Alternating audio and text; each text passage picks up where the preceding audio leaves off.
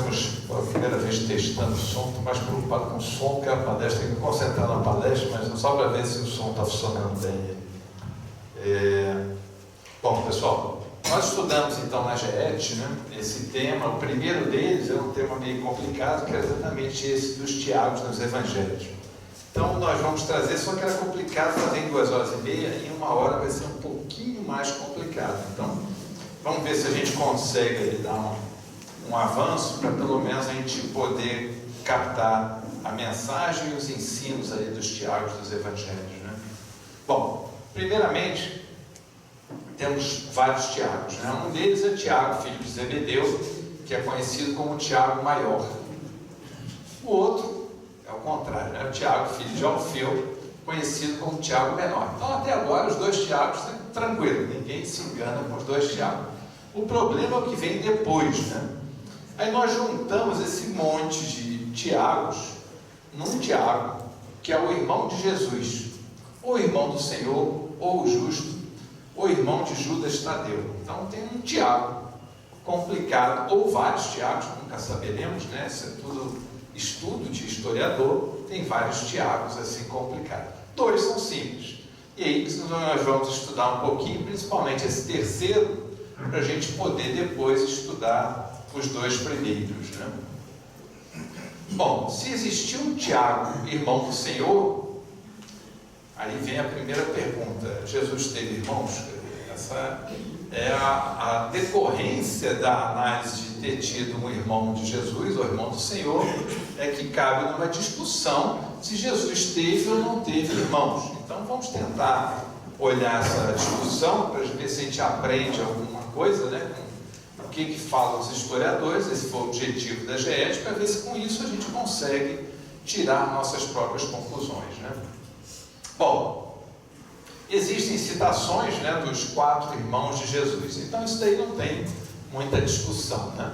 Que se chama, isso daí está em Mateus, né, capítulo 13, versículo 55, não é este o filho do carpinteiro, né, quando Jesus volta a Nazaré, né? Não se chama sua mãe Maria e seus irmãos Tiago, José, Simão e Judas? Então esse é um texto, né, explícito no Evangelho de Mateus. No Evangelho de Marcos ele fala, né, e ainda cita as irmãs, né? Ele fala assim: não é este o carpinteiro, filho de Maria, e os irmãos Tiago, José, Judas e Simão, mesmos nomes, e suas irmãs não estão aqui junto de nós. Também era uma tradição naquele tempo, né? Não se costumava falar os nomes das mulheres, né? Então os homens tinham seus nomes e as mulheres eram mulheres. Então coloca lá, as irmãs não eram suas irmãs. Então esses textos estão claros no Evangelho. Bom, quando começou a formar a igreja primitiva, né, um movimento meio desorganizado, né, um movimento em que cada cidade começou a formar seu próprio bispado, que na época nem tinha esse nome, mas começaram a se organizar as principais cidades, e aí começou a ter uma igreja.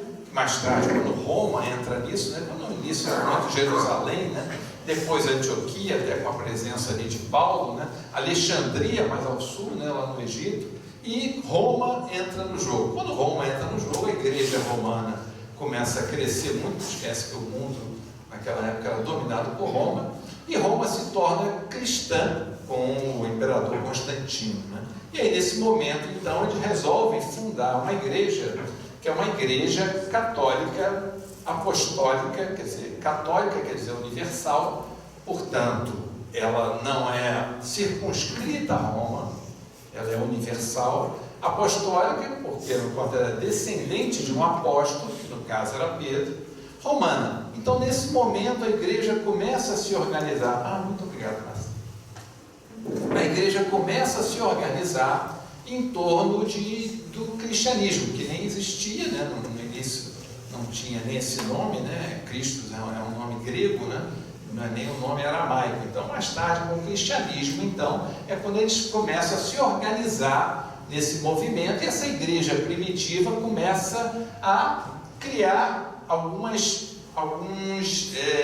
regras do que pode, o que não pode. Daqui a pouco vem a discussão do celibatário, né? Ou seja, o sacerdote tem que ser celibatário ou não. Isso era uma coisa que no início não existia, né? Se parar para pensar, os apóstolos eram casados, né? A gente vai falar até na cura da sogra de Pedro.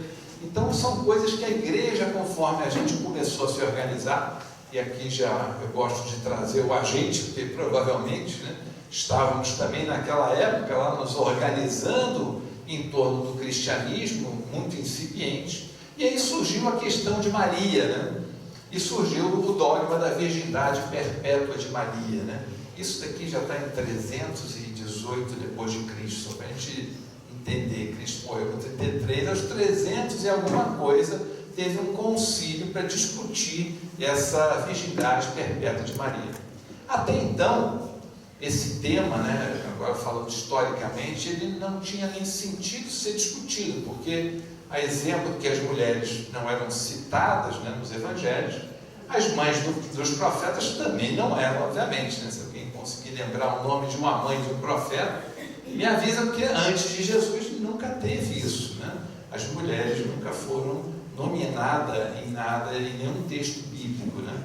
E aí, nesse momento, então, começa essa discussão. Ora, observa que não estamos falando da virgindade até o nascimento de Jesus.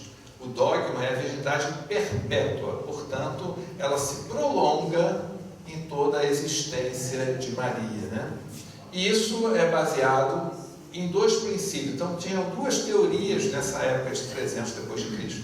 Uma é que os irmãos seriam primos, né? Quem fez catolicismo aprendeu isso, né? Os irmãos são primos, nós vamos estudar isso daqui.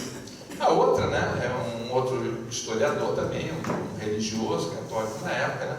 Os irmãos seriam filhos de José. Ou seja, se Maria era virgem perpetuamente, mesmo após o nascimento de Jesus, isso tudo tem a ver com uma questão do pecado original, que a gente sabe, né, que era o dogma do pecado original. E, portanto, Santo Agostinho, quando começa a escrever os primeiros textos do cristianismo, ele começa a entender que não encaixa com Maria, e Maria, portanto, teria que ter a virgindade perpétua. Observa que estamos só falando de história, não estamos falando de julgamentos nenhum, só estou dizendo como é que foi construído esse mecanismo, essa lógica mental, que é a lógica da virgindade perpétua de Maria. Portanto, ou os irmãos seriam primos, já que ninguém ia contra o Evangelho. O Evangelho estava claro, os 4 irmãos de Jesus. Então, ou os irmãos são primos, ou então eles seriam filhos do primeiro casamento de José. Portanto, José teria sido casado pela segunda vez, o que não é um costume, provavelmente enviuvado, porque não poderia casar a segunda vez. Então, enfim, tem alguns probleminhas aí com essa teoria, e ela não é muito bem aceita nem dentro do catolicismo. A primeira é bastante aceita. Pois não? Recentemente eu vi uma análise disso aí, que me pareceu bastante procedente. Parece que o judeu antigamente se referia a uma moça jovem como virgem. Então, virgem era praticamente sinônimo de jovem. É isso, correto. Então, isso dizer que ela era virgem, como a gente diz na Argentina, talvez não fosse muito aplicado. Se ela não fosse mais jovem, e aí o nosso projeto Perfeito. Marcelo, sim, a gente vai ver hoje, assim, nós não vamos discutir a questão da virgindade de Maria. Na verdade, eu preciso disso para a questão de Tiago, né? Mas sim, essa é uma das teorias. Nós vamos ver que tem várias teorias. Tem teorias que são a favor, são favoráveis, tem teorias contrárias. Uma delas é exatamente essa, né? Quer dizer, naquela época era comum, né, a palavra, o aramaico é um problemão, né? É uma língua muito antiga, né? E ela tinha muito poucas palavras. Então, as línguas modernas, os idiomas modernos, eles expressam as emoções com palavras diferentes. Então, nós temos um número de palavras que a gente mesmo fica assim, o que quer dizer isso? Mas qual a diferença disso para aquilo? Isso é característico do idioma moderno. O idioma antigo, ele não tem isso. O que tem é uma palavra que tem vários significados. E nesses vários significados, um deles é esse exatamente que o Marcelo está falando. Se a pessoa que era casava virgem, então a pessoa que ainda não tinha conhecido E não se esqueçam que a mulher casava com 13 anos e meio no máximo. Então, obviamente, essa menina de 13 anos era tida como virgem. Então, a mesma palavra poderia dar o sentido de virgem. Você está correto aí nessa análise, né? Então, a discussão é: Jesus teve ou não teve irmãos? Eu trouxe alguns textos para vocês, mas eu não vou cansá-los com os textos, até porque, na verdade, esse não é o nosso estudo. O nosso estudo é tentar ver o que tem de ensinamentos dos Tiagos. Mas nós precisamos de alguns textos. E eu, na GET, né, nós dividimos em grupo. Foi até um trabalho muito interessante, que eles dividiam em grupo. E um grupo, então, ficou com a incumbência de provar que Jesus teve irmãos. E o outro grupo ficou com a incumbência de provar que Jesus não teve irmãos. E era uma coisa interessante, porque eu dei para cada um os argumentos favoráveis para o grupo que ia provar e o desfavorável para o grupo que não, que ia defender exatamente o contrário. Então eu vou ler algumas coisas para vocês poderem entender qual é a confusão disso tudo, né? Já que para nós, né, hoje espíritas, analisando assim o passado, né, essa questão não é uma questão relevante para o espírita, é uma questão menor para o espírita. Nem nos interessa saber se foi ou não foi, se era virgem antes, se não era. Para nós, a gente entende que Maria é um espírito de luz, obviamente, para ser mãe de Jesus. Imagino que deveria ser um espírito de escola para poder trazer Jesus e dar a Jesus as primeiras lições de vida. Então ninguém tem dúvida que Maria é um espírito evoluído e nós não estamos presos ao dogmas, né? Então o espiritismo não tem dogma. Então a gente analisa isso sem nenhuma emoção, né? Analisa como se fosse um trabalho de um historiador. Não importa se tinha, se foi virgem, se era perpétua, não era até o nascimento, são coisas irrelevantes para nós espíritas. Porém, entendemos que isso é relevante para as crenças que têm como dogma essa questão. Então, por isso que a gente sempre trabalha isso com cuidado para não ofender as crenças que nós, certamente, no passado, já militamos. Então, cuidado para a gente não achar que essa é a igreja de hoje. Não esquece que isso é a igreja de 300 anos depois de Cristo, né? Então, Jesus teve irmãos. Mateus, né, que foi o primeiro que eu li para vocês, dá a entender que José teve filhos depois. Por quê?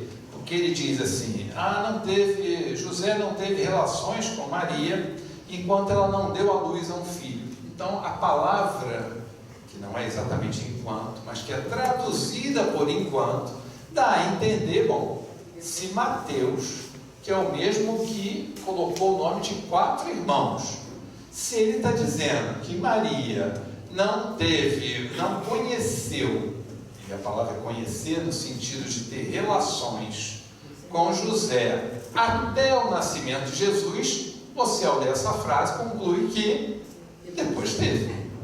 O que não teria nenhum problema. Se a gente parar para pensar qual é a dificuldade para casados, não teria nenhum problema, mas os costumes seriam exatamente esse. Então, Mateus, em todas as passagens de Mateus, dá a entender que sim. Lucas, que é um outro evangelista, que eu não citei ali, citei Mateus e Marcos. Lucas chama Jesus de primogênito. Primogênito quer dizer o primeiro. Se fosse único, seria unigênito.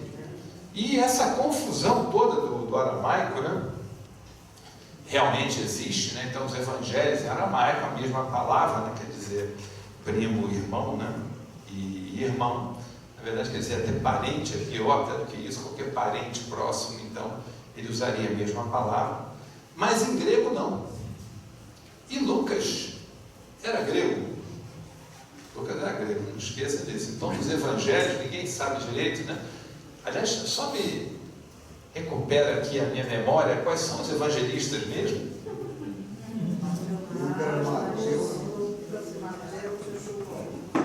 Lucas, Mateus, João e Marcos, né? Então observa, né? Todos eram judeus, à exceção de Lucas. Então, dos 3 evangelhos, né, imaginam-se os 3 primeiros, né? Tanto que vocês primeiro, João escreveu depois, né? Mas o primeiro talvez seja Mateus, não há discordância entre Mateus e Marcos, mas um dos dois é o primeiro e o outro é o segundo, isso ninguém tem dúvida. Então, do Mateus e Marcos possivelmente teriam sido escritos em aramaico, né? Mateus certamente em aramaico, Marcos talvez em aramaico, e João talvez em aramaico, né? E Lucas certamente em grego. Então tem dois que as pessoas têm certeza. Mateus escreveu para os judeus, portanto ele escreveu em aramaico, e Lucas escreveu em grego, até porque ele nem sabia falar aramaico, ele era grego mesmo, amigo de Paulo, né? Por isso que ele era de Antioquia, né? Que é a região da Grécia. Olha, então para ele chamar de primogênito não tem confusão nenhuma, para ele está escrevendo em grego.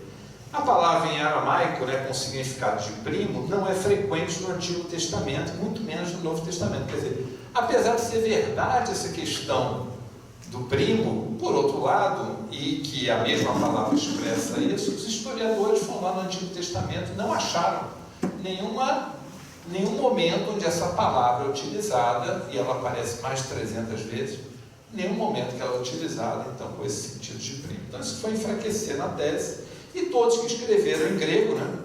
Paulo de Tarso, Joséfo, Egéspo, Eusébio, Dominiciano, né?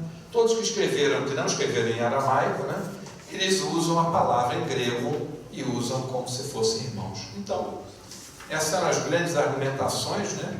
Que as pessoas tinham para concluir, então, que realmente Jesus tinha irmãos, né? E aí eu coloquei também, a gente nessa pesquisa que a gente fez lá na GET, né?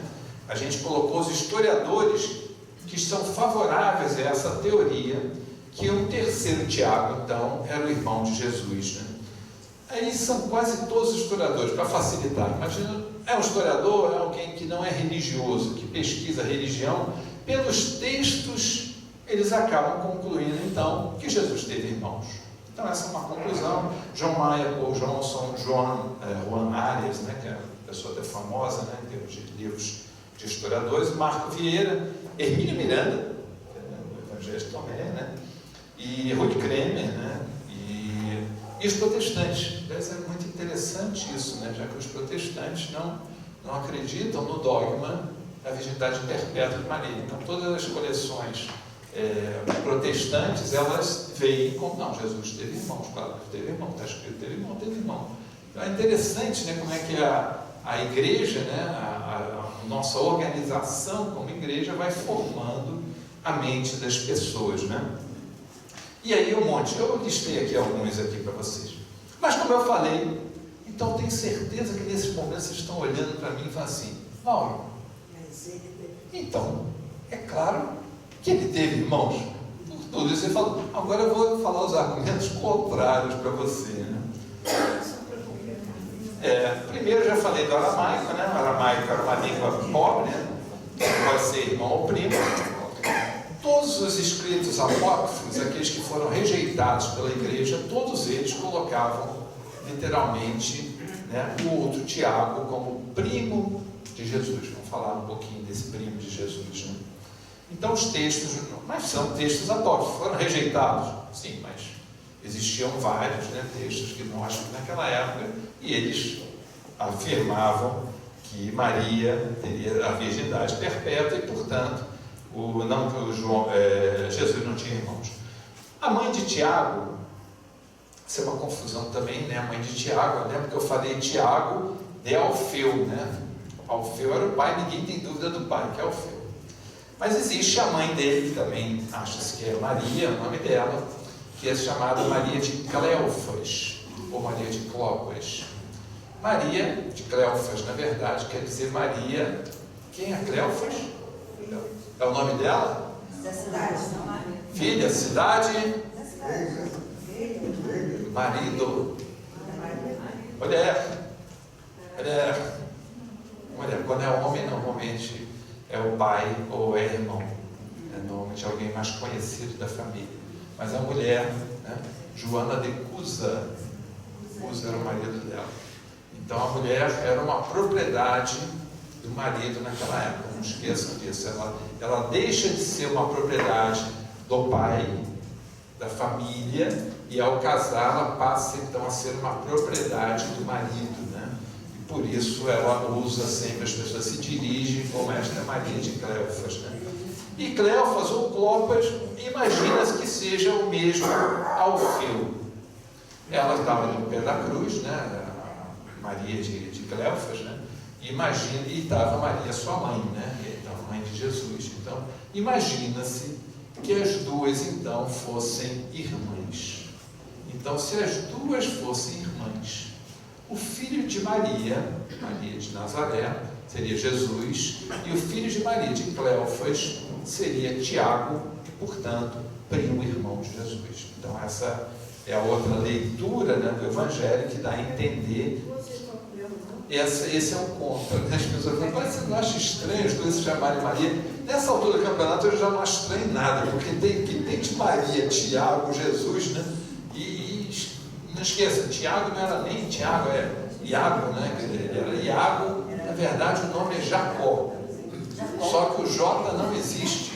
E aí se falava Jacó, que virou Iago, que depois virou Tiago. Mas se parar para pensar, na verdade o nome era Jacó. Agora, se você parar para pensar quantos Jacós tem ainda hoje, você imagina naquela época onde eram pessoas muito conhecidas e homenageavam os outros. Então os nomes são muito comuns, são muito repetidos, e essa é uma grande confusão, né? A outra questão, assim, aí já mais filosófica, né, é por que Jesus teria entregue Maria a João se tinha filhos? Essa é uma questão interessante. Se ela tinha filhos, por que ele lá do alto da cruz olha para Maria, Maria, eis o teu filho, João, eis a tua mãe.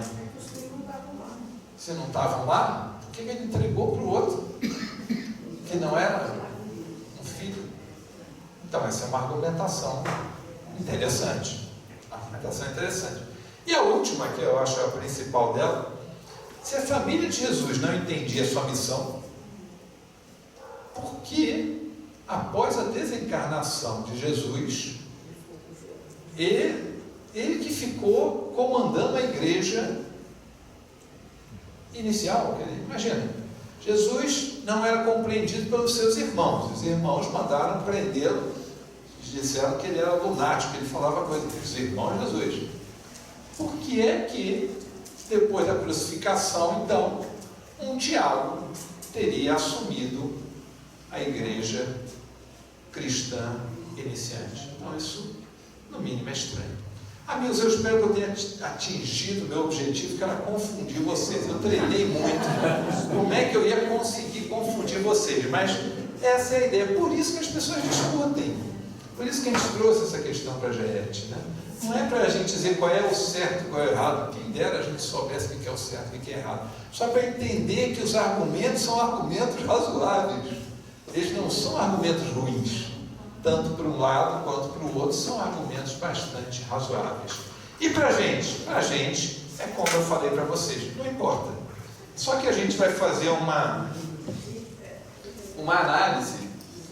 Nós tivemos uma dificuldade, né? Como é que a gente ia fazer esse estudo se a gente não sabe se ele é ou não é o irmão? Aí nós fizemos, apenas para efeitos didáticos, adotamos então que o Tiago menor, né, dito como filho de Alfeu, seria o próprio irmão do Senhor. Para quê? Para a gente poder dar uma analisada na personalidade desse espírito, também de luz, não esqueçam disso, né?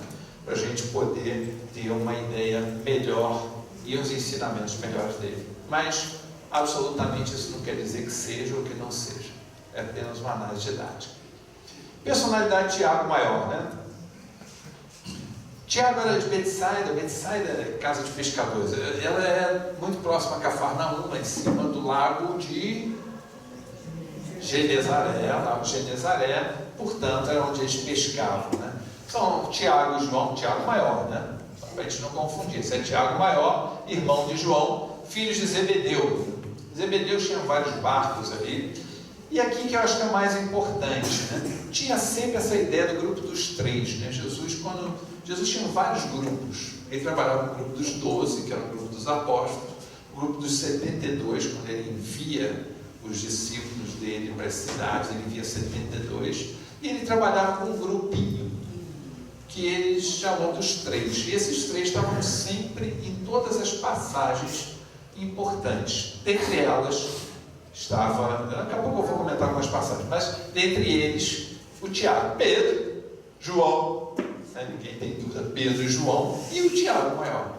Então, aparentemente, Tiago maior era uma pessoa muito importante para Jesus, porque sempre que ele chamava os três. Observe que a gente fala muito de Pedro, fala muito de João, mas quase nada de Tiago maior. A gente vai ver isso daqui já. Ah, sim, esse é o Tiago, ele morreu degolado aos 44 anos, né? Talvez por espada, né? No ano 44, desculpe, no ano 44, né? Portanto, talvez 11 anos depois de Cristo, né? Então, ele foi o primeiro mártir, foi Tiago. E ele é o Tiago de Santiago de Compostela. Às vezes as pessoas vão lá, vamos lá no caminho de Santiago, não sei o quê. Aí ela sai de lá e pergunta assim: qual foi o Tiago que eu fui visitar? Não sabe nem qual foi o Tiago.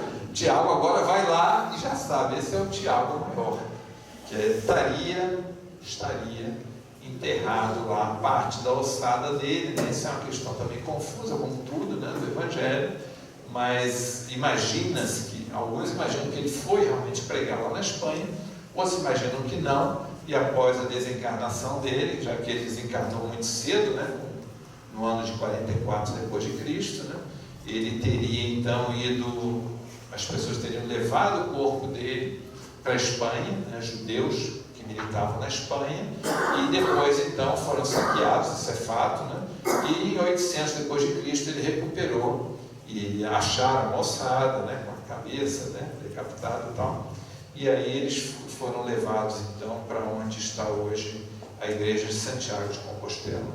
Mauro, Oi. porque o Tiago foi o primeiro mártir jogado em cima do alto da sinagoga? Isso da alto, né? Já vamos ver já.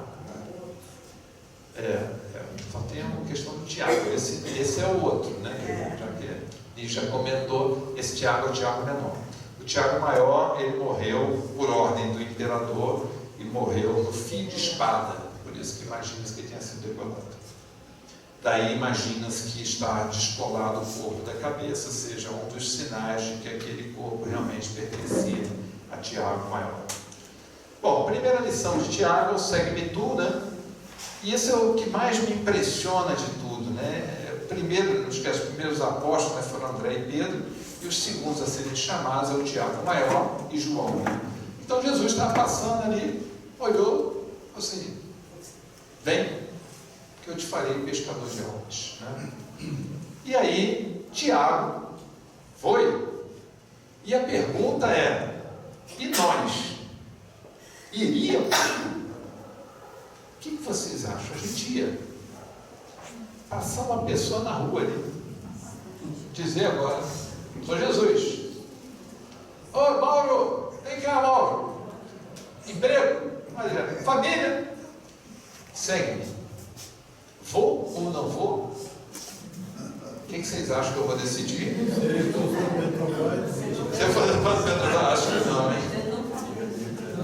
Amigos, essa é uma coisa que a gente toma como se fosse algo simples. Não é simples. Não é simples largar tudo. Largar as pessoas. Não é simples largar uma vida para seguir um profeta. Ainda que você saiba que seja um profeta. Não é uma coisa simples. E não sei se hoje nós seguiríamos. A impressão que eu tenho é que não, porque ele passa pelo desprendimento dos bens terrenos e principalmente o desprendimento das pessoas, que é uma coisa que nós ainda temos muita dificuldade. Então, a primeira lição do Tiago maior realmente é como é que ele atende sem pestanejar ao chamado do Cristo. Então, é uma coisa interessante para a gente pensar, né? O convite para estar presente nas curas. Sempre que Jesus ia fazer uma cura mais complicada, ele chamava os três, né? E a primeira cura da sogra de Pedro, né? A sogra de Pedro, hoje, esse texto, oi, Lídia? Essa é uma das teorias, né? As pessoas dizem que talvez eles eram médios de efeitos físicos e por isso Jesus os levava para poder fazer as curas de efeitos físicos. Pergunto a vocês: precisa. Não precisamos. Essa é uma questão assim, não estou dizendo que é certo ou errado, só estou dizendo assim, Jesus é o que as pessoas chamam de médium de Deus, porque não faz sentido Jesus pegar fluido de outros espíritos para passar por ele, para ele poder fazer algo. Então, por isso que chama-se Jesus como médium de Deus. Então, certamente, o poder dele seria suficiente, o magnetismo dele seria suficiente para fazer qualquer coisa. Então, a questão é, se não é por conta da doação de fluidos, por que Jesus levou na cura? Por que Jesus chamava essas pessoas? Isso. E por que só os 3? Porque eram os que iam fazer. Talvez. Observe que Jesus estava preparando, né? Jesus sabia quanto tempo ia ficar, sabia quando ele chegou e quando ele ia sair. E sabia quem ia ouvir o convite dele. Quem ouviu o convite dele sabia. Só convidou aqueles que seria perfeitamente. Então Jesus cura a sogra de Pedro, né? O que eu ia brincar com vocês é que isso hoje era considerado como um evento machista, porque alguém tinha que cozinhar. Jesus chegou na casa de Pedro e a sogra estava de cama ali. Aí ele falou: Jesus, não dá para dar uma ajudinha aqui com a sogra? Jesus foi lá, curou a sogra, e a sogra foi e fez o almoço de Jesus. É uma coisa maravilhosa, né? Eu adoro ali, né? A sogra, mas para a sogra fazer lá o almoço. Que coisa maravilhosa. Então essa é uma passagem que hoje o pessoal já olha para essa passagem assim com outros olhos, já não gosta muito dessa cura da sogra de Pedro, não. Mas curou a sogra de Pedro. Depois ele cura, na verdade, essa ressurreição da filha de Jairo, que é uma passagem muito bonita, né? Em que ele entra, né, para trazer de volta a vida, né? Provavelmente num ataque de catalepsia, né? Ele traz então e junta Pedro, João e Tiago, sempre a mesma questão, né? E aqui é um tema principal, né, do Tiago Maior, né? A questão do Monte Tabor. Monte Tabor é aquele monte que eles vão, né? Que Jesus vai, leva 3 pessoas, os mesmos 3, sempre os mesmos 3. É interessante, sempre os mesmos 3, leva, e aí tem essa transfiguração de Jesus. Jesus muda o seu semblante, né? Muda o seu perispírito, né? E conversa. Então, com quem que ele conversa? Moisés e Elias, né? E o que é interessante, né? Porque aí quando ele desce do morro, observa que esta é uma comunicação espiritual. Só para a gente entender, a gente hoje lê o Evangelho e não pensa muito nas coisas assim. Esta é uma comunicação. Alguém se materializou na frente dos 3 e Jesus conversou com eles. E a ponto de, inclusive, perguntar se queria que fizesse uma cabana para eles. Então eram pessoas visíveis, né, aos olhos dele, a ponto deles acharem que essa pessoa estava encarnada, né? Então Jesus fala, e aí quando Jesus desce, diz para eles assim: mas não conte a ninguém esta visão. Que é algo interessante. O que Jesus pede segredo, né? Observa que ele chama os 3, leva, mostra uma coisa para os 3, e quando desce diz assim: mas não conta para ninguém, nem para os outros, nem para os outros não. Observa que Jesus preparava esses 3, né? Isso que eu queria chegar com vocês. E aí ele fala de Elias, exatamente nesse momento, né, que eles perguntam de Elias, e aí Jesus diz que, na verdade, Elias já veio, né, que era João Batista, né? Obviamente, esta é uma evidência da reencarnação que Jesus fala para os 3. Não fala para os 12? Não fala para os 12, Jesus fala para os 3 sobre reencarnação, que é uma coisa que mostra que os 3 estariam melhor preparados para entender. Pedro, João e Tiago Maior. Bom, aí essa é outra questão, para variar, já estou bem atrasado, da Salomé, né? Salomé é a mãe, né? Esposa de Zebedeu, né? A mãe de Tiago, quando ela dá aquela de mãe, né? Jesus, conhece meus filhos aqui, Jesus? Dava para você levar meus filhos para o seu reino e deixar um sentadinho à sua direita e outro à sua esquerda? Só isso, só quero. Aquela coisa de mãe assim, né? Que o filho morre de vergonha, fala assim: mãe, pelo amor de Deus, para com isso, senta aí. E a mãe, ela incontrolável, foi lá e falou: não, eu tenho que pedir para meus filhos aqui. Os outros 10 ficaram com uma raiva tremenda dos 2, né? Mas assim, essa é a passagem onde Salomé pede por eles, que não é relevante. O relevante é o que, esse aqui é um dos cartazes, né, que a gente botou no GET, né, tão lindo assim, que a Cleide preparou ali para a gente, né? Esta é a pergunta de Jesus para eles. Vocês não sabem o que pedem. Então, a primeira frase dele, não sabeis o que estás pedindo, falando para Salomé. E aí se dirige para os dois e fala assim: podeis beber a taça que estou prestes a beber? E eles respondem: podemos. Podemos, e beberam. E não esquece que Tiago Maior foi o primeiro a beber a taça. Então é interessante, né, como é que essa passagem ela começa esquisita, que é esse pedido da mãe, mas ele termina num ensino muito interessante na fidelidade dos dois, e efetivamente Tiago é o primeiro a dar seu testemunho ali, né? Outras passagens, né, sermão profético, em verdade vos digo, não ficará pedra sobre pedra, e aí ele chama os três novamente. E o último pedaço do Evangelho, quando ele está no horto de Getsemane, né, no Monte das Oliveiras, onde ele chama os três que ele vai orar no horto, né? E os três dormem. E aí, qual seria essa lição que Jesus queria dar? Porque Jesus foi lá para orar, depois disso já vem a crucificação. Jesus é preso, né? Judas volta, né? Prende então, né, com lá o sinédrio, leva Jesus preso, ele é torturado naquela noite, e no dia seguinte, então, crucificado, né? Ora, neste momento dali, por que é que ele chamou os três? Né? Talvez o momento mais importante, né, para Jesus, é o momento do testemunho, e os três dormem, que é interessante, né? Será que Jesus queria mostrar para eles as suas próprias fraquezas, que eles ainda tinham, talvez estivessem achando mais importantes, né? E principalmente, né, não esquece que Pedro vai e arranca a orelha de Malco nessa passagem, né? E é onde Jesus devolve a orelha e diz: Pedro, banha a tua espada, né? Aqueles que usam a espada perecerão com a espada. Será que Jesus não queria já usar esse ensinamento para que eles não resistissem à violência que viria? Porque Jesus sabia que isso viria, e ele mesmo falou: não vim trazer a paz, mas a espada.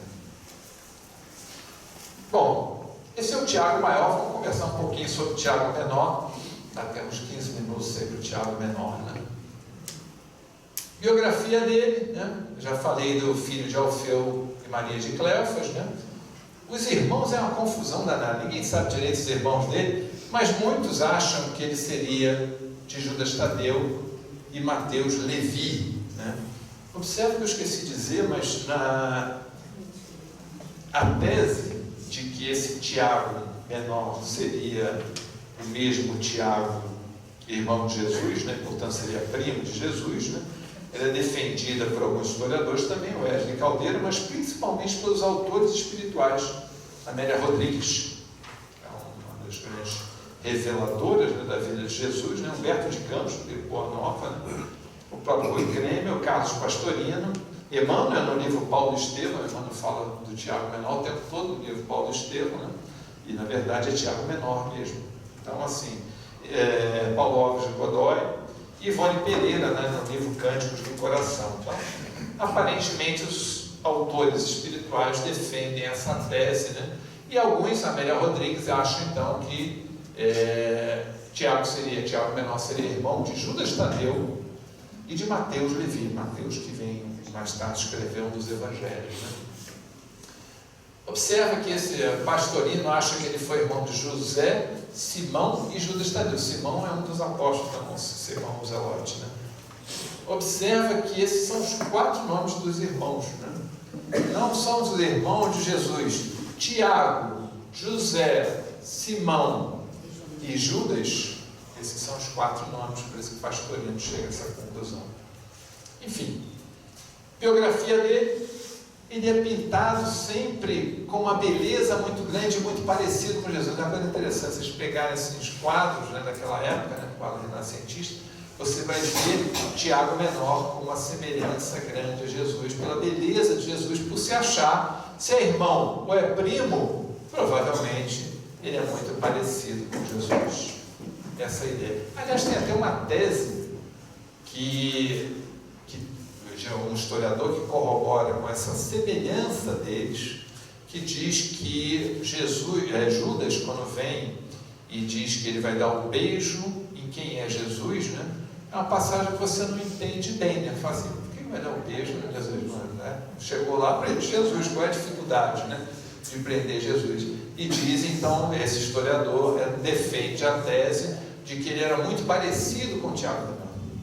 E, portanto, Judas estaria tentando identificar para o Sinédrio quem era Jesus e não Tiago Menor. Que é uma tese interessante. O historiador tem umas teses interessantes, a gente nunca pensou nisso, né? Mas também não interessa para nada, o que importa são os ensinamentos dele. Ele foi batizado em 62, esse é o que você falou. Ele parece Jason na sexta-feira 13. Ele, na verdade, ele não renegou a Jesus, né? E aí atiraram ele lá do alto do templo, né? O templo, a Torre Antônia, muito alto, né? No templo de Salomão. Atiraram lá do precipício, mas ele não morreu. Foi então apedrejado. As pessoas foram lá e não morreu não. Então apedreja lá o Tiago Menor. Também não morreu. E finalmente usaram um tal do pisão, que é uma massa, né? Para matá-lo finalmente. Né? Então ele não queria morrer, ele não. E aí a Ivone Pereira que traz essas informações aqui do pisão. Né? Então, na verdade, mostra que em 62, efetivamente, eles quiseram exterminar a liderança de Jerusalém. Essa era a ideia. Jerusalém já incomodava bastante e logo depois começam as grandes perseguições aos apóstolos. Eles são obrigados a deixar Jerusalém e aí começam as pregações fora de Jerusalém, né? Ou seja, Deus sempre tirando do mal o bem. Então, já que não podia ficar em Jerusalém, eles tiveram que espalhar a boa nova pelo mundo. E a liderança da igreja, né, de Jerusalém, como eu falei, né, ele ficou encarregado. Né? Aqui tem uma grande, no livro Paulo e Estevão, Paulo fala muito de Tiago Menor. Paulo tem uma rixa com o Tiago Menor, né, grande. Ele não concorda, por quê? Porque Tiago, ele se tornou alguém fazendo um certo sincretismo das duas religiões, entre o judaísmo e o cristianismo iniciante. Né? E Paulo não aceita isso. Paulo é indômito, Paulo é contrário a isso, acha um absurdo fazer isso. E aí ele tinha essa questão da circuncisão. Obviamente, se todo mundo tinha que ser circuncisado ou circuncidado para poder ser cristão, isso parece uma coisa sem importância. O que tem? A pessoa vai, o judeu circuncida e não tem problema. Mas se a pessoa, todo mundo, tivesse que ser circuncidado, significa dizer que todo mundo tinha que se tornar judeu para poder ser cristão. E essa era uma questão que Paulo não concordava. Imagina pegar o grego, dizer para o grego que ele tem que se tornar judeu, para depois, então, ele se tornar cristão. Isso não é um absurdo. E Paulo, que era o apóstolo dos gentios, das pessoas que não eram judias, né? Obviamente não concordavam com isso e brigam, né? E aí tem o primeiro concílio apostólico, exatamente a briga dos dois, né? A questão é, os fins de Tiago era proteger o movimento cristão incipiente. E essa é a discussão. Os fins justificam os meios? Os fins justificam os meios? Observa que é uma questão muito difícil, né? Ele protegeu. Estamos aqui talvez por causa dele, por causa do Tiago Menor, mas estava certo fazer isso?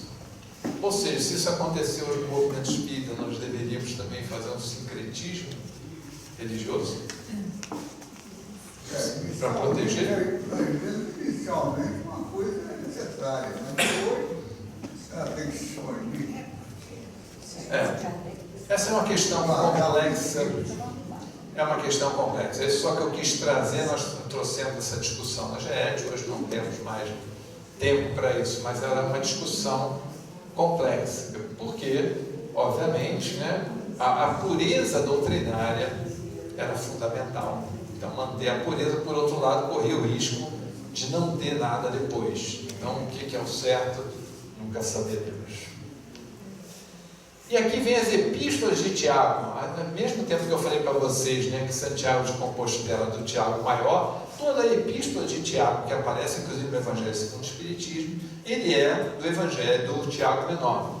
Então, portanto, meus amados irmãos, todo homem seja pronto para ouvir, tardio para falar, tardio para se irar. Prontos para ouvir, tardio para falar, tardio para se irar. Olha que conselho interessante de Tiago.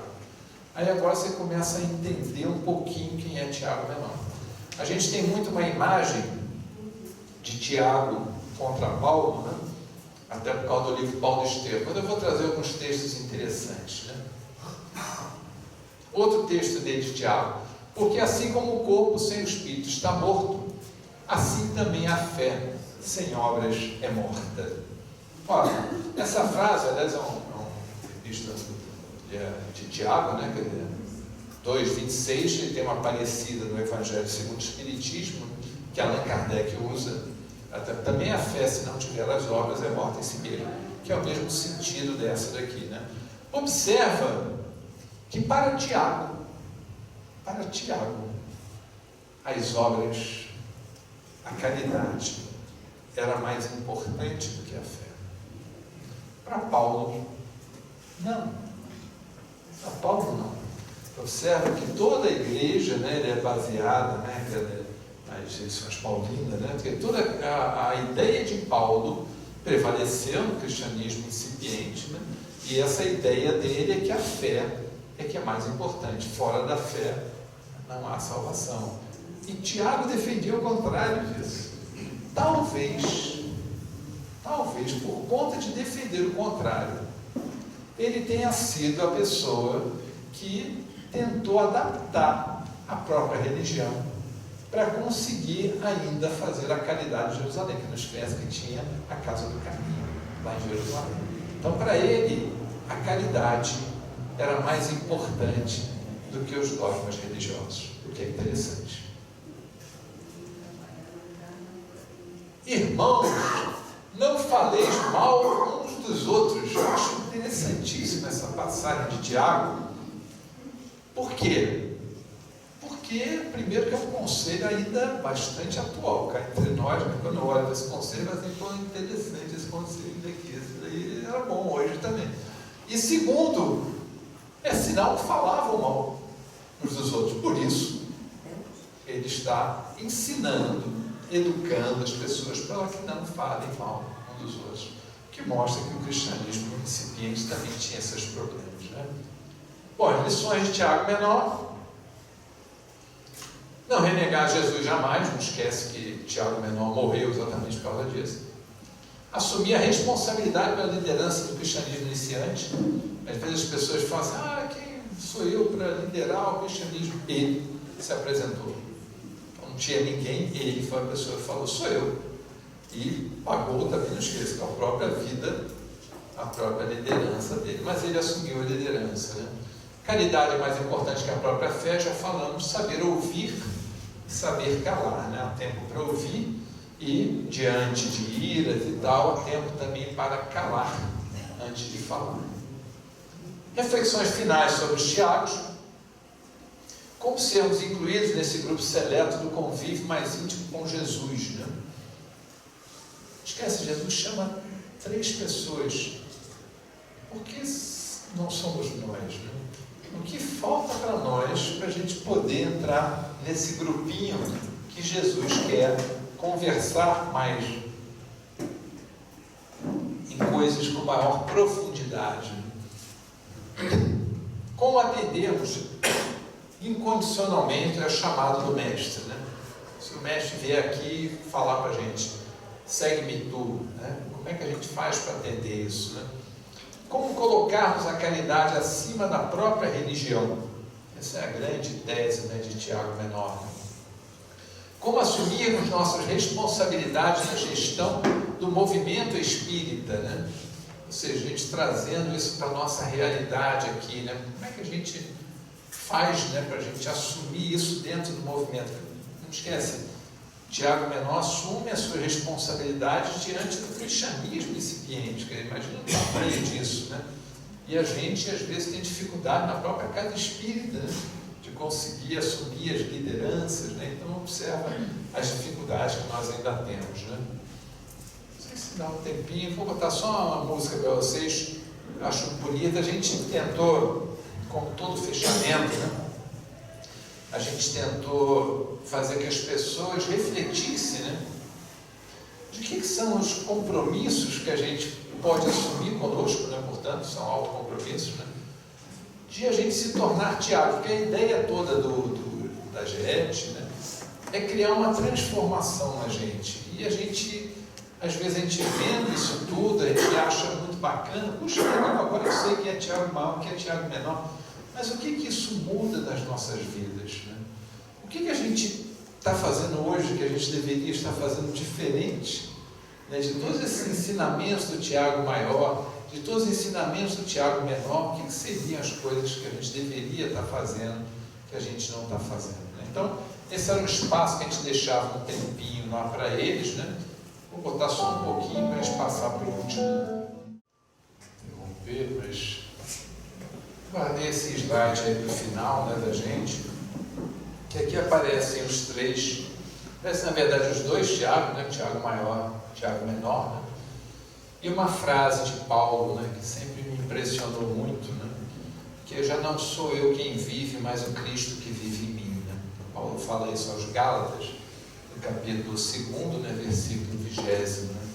É interessante que a semelhança dos dois Tiagos e do Paulo é que em determinado momento das suas vidas eles romperam com o passado e começaram a se tornar uma outra pessoa.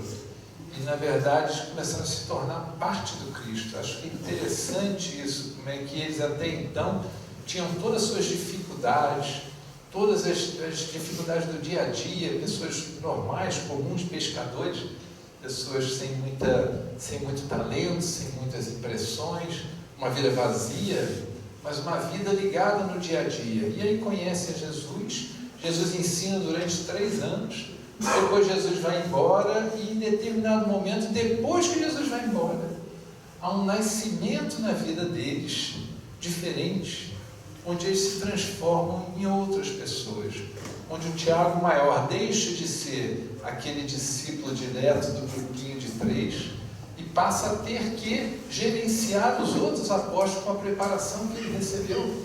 E ele gerindo os outros apóstolos, ele é o primeiro a responder com a cabeça, exatamente pela liderança dele, mostrando quão grande ele era, porque ele foi o primeiro a ser sacrificado.